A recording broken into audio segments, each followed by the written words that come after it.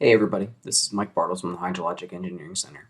This lecture is part 5 within a series of lectures that are devoted to parametric modeling from a hydrologic and hydraulic modeling perspective. Within this video, we'll discuss various sources of uncertainty in your parametric modeling results, and then also how to combine different models together. By the end of this lecture, you should be acquainted with the concept of uncertainty within parametric modeling in addition to the various sources of uncertainty that are commonly encountered within water resources applications. I'll also briefly introduce model combination techniques.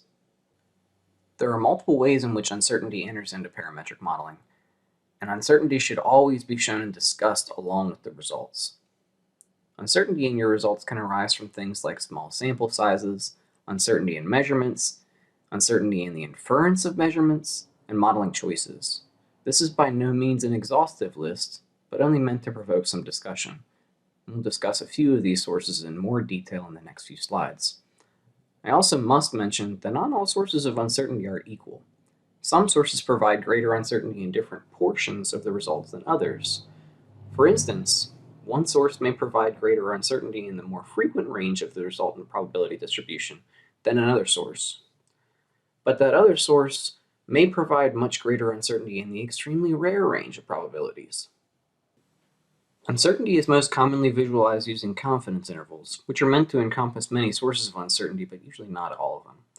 Confidence intervals typically represent knowledge uncertainty, which can be reduced with additional study. Conversely, epistemic uncertainty or natural variability cannot be reduced with additional study. Confidence intervals simply show two values with each side of a confidence interval implying a confidence limit. However, in actuality, the true uncertainty in your results is best represented using a distribution of uncertainty. Confidence intervals can be estimated using Monte Carlo approaches, where multiple samples of the model are made using an effective record length many times. This approach is visualized in the figure within this slide. Each blue line represents a separate sample. In specific cases, confidence intervals can be estimated using closed-form equations. For instance, both Bulletin 17b and Bulletin 17c procedures will produce confidence interval estimates for the log Pearson type 3 distribution. However, closed-form equations aren't available for all distributions. Both Beth and Greg will go into much greater detail regarding this topic within later lectures. Parametric modeling uncertainty can also arise from small sample sizes. And this is a very common problem that is encountered in nearly all water resources applications. From a frequentist standpoint, which I found to be much easier to understand earlier in my career. As the sample size gets larger and larger, the uncertainty should get smaller and smaller. Essentially, a model that is fit to 100 years of data should have tighter confidence intervals than a model that is fit to 50 years of data, all other things being equal. To correct for small sample sizes, an expected probability adjustment can be made. Remember that the result of a parametric modeling exercise is a parameterized distribution which provides a median quantile estimate. Also, remember that the median represents the point in which 50% of the possible values are above that value and 50% of the possible values are below that value.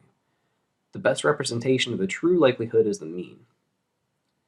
At the 1 and 2 annual exceedance probability, or AEP, the mean and median values are the same. For AEP less than 1 and 2, the mean value is greater than the median. For AEP greater than 1 and 2, the mean value is smaller than the median. However, it's not necessarily straightforward to estimate the mean or an expected probability curve at the various quantiles of interest. Bulletin 17b included procedures to estimate the expected probability curve, but Bulletin 17c did not.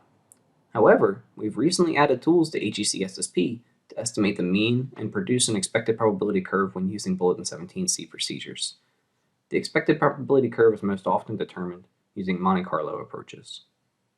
Uncertainty can also arise from errors in the measurements of the data itself. For instance, the United States Geological Survey operates a network of thousands of stream gauges throughout the United States. At these gauges, stages are typically measured, not flow. Estimates of flow are then based upon the measured stage, an assumed or measured cross-sectional shape, and an assumed or measured velocity distribution. The stage is commonly measured in regular intervals like 5, 15, or 60 minutes, while the cross-sectional shape and velocity distribution are measured from time to time and updated when large changes or floods occur. The measurements are combined to create a rating curve, which transforms the measured stage to a volumetric flow rate. This conversion introduces error, which carries forward to our analyses, since we commonly fit models to flow and not stage, since stage doesn't behave as well as flow. The errors aren't linear either due to heteroscedasticity, which I mentioned in the developing a representative dataset video. Remember that common cross-section shapes exhibit this behavior due to different portions of the channel and floodplain being active at different stages or flow rates. A super duper awesome master's thesis delving into this topic was performed by a woman from Brazil named Luisa, who came to HEC to work with us for a short time a few years ago. Within this study, she incorporated rating curve uncertainty into estimated flow frequency curves. As expected, there's a lot of uncertainty, and the uncertainty becomes larger as the stage and/or flow rate increases. Uncertainty in your results are also due to the modeling choices that were made. Here's a commonly encountered problem within water resources applications. If all the models fit the sample reasonably well, how do you have confidence when you extrapolate? How accurately are you predicting, say, the extents of the floodplain at the 1 in 500 annual exceedance probability, or the likelihood of snow water equivalent exceeding 20 inches given a sample of only 15 years? This source of uncertainty gets worse and worse with smaller sample sizes. Now, the USGS published a really cool paper that quantified this uncertainty for several locations in the United States, and I'm showing the cover here. Here's a screen capture from that paper. In this image, multiple models have been fit to the exact same dataset. These models are visualized as the various solid and dashed lines in this figure to the right.